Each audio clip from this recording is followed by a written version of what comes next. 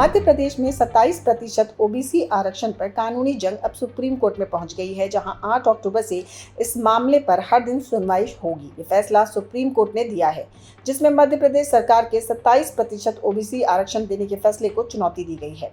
Supreme court 8 अक्टूबर से हर दिन मध्य प्रदेश में ओबीसी को 27% आरक्षण देने के सरकार के फैसले पर सुनवाई शुरू करेगा।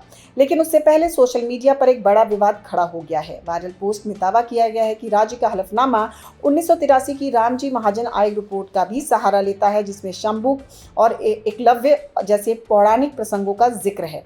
हालांकि राज्य सरकार ने इन दावों को सिरे से गलत बताया है। कहा कि वायरल अंश भ्रामक है, प्रसंग से काटकर पेश किए गए हैं और न तो हलफनामे का हिस्सा हैं और न किसी स्वीकृत नीति का।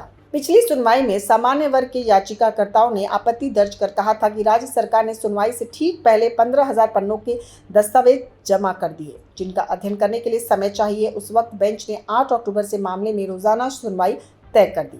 दरअसल मध्य प्रदेश में ओबीसी को 27% आरक्षण मिलने पर 50% आरक्षण की सीमा टूट जाएगी, जिसके लिए राज्य सरकार को इंदिरा साहनी फैसले के मद्देनजर ये सिद्ध करना होगा कि राज्य में इसके लिए विशेष असाधारण परिस्थितियां हैं। इसको साबित करने के लिए सरकार ने सर्वे आयोगों के निष्कर्ष और प्रशासनिक आंकड़े दिए हैं, जो सेवाओं और सार्वजनिक सहभागिता में ओबीसी के कम प्रतिनिधित्व को दिखाते हैं।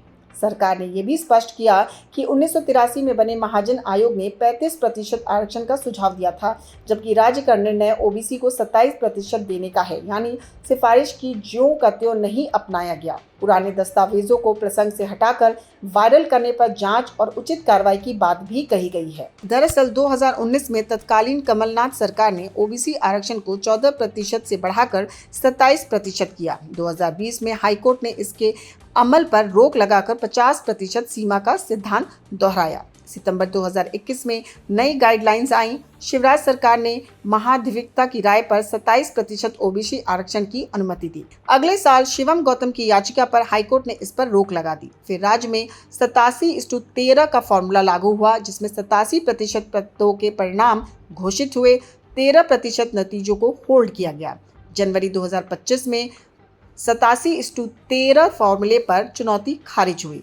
फिर राज्य सरकार सुप्रीम कोर्ट पहुंची और मामले में जल्द सुनवाई की मांग की। सरकार के फैसले से मध्य प्रदेश में आरक्षण 73% तक पहुंच जाएगा। एसटी 20%, एससी 16%, ओबीसी 27% और ईडब्ल्यूएस 10%। अब मूल सवाल है, क्या राज्य असाधारण परिस्थितियां सिद्ध कर 50% सीमा पार करने का औचित्य साबित कर सकता है? अंतिम फैसले तक 87:13 की अंतरिम व्यवस्था जारी है। हर भर्ती में 87% पदों के परिणाम घोषित होते हैं, 13% रोके जाते हैं, जिसमें आधा ओबीसी और आधा अनारक्षित स्लॉट माने जाते हैं, ताकि अदालत के अंतिम आदेश के अनुरूप समायोजन हो सके। लेकिन इस फैसले से 2019 से 35+ भर्तियां प्रभावित हुई, जिसमें 8 लाख अभ्यर्थियों पर असर पड़ा है। 3.2 लाख चयनित उम्मीदवार नियुक्ति की प्रतीक्षा में हैं। 2023 विधानसभा चुनाव के बाद राज्य में 29,000 पद भरे गए, जबकि 1,04,000 सरकारी पद खाली हैं। 8 अक्टूबर से सुप्रीम कोर्ट रोज परखेगी कि क्या मध्य प्रदेश के पास संवैधानिक लक्ष्मण रेखा पार करने लायक प्रमाण हैं, और उतना ही अहम, क्या लाखों अटकी नियुक्तियां अब सूचियों से नियुक्ति पत्रों तक पहुंच पाएंगी।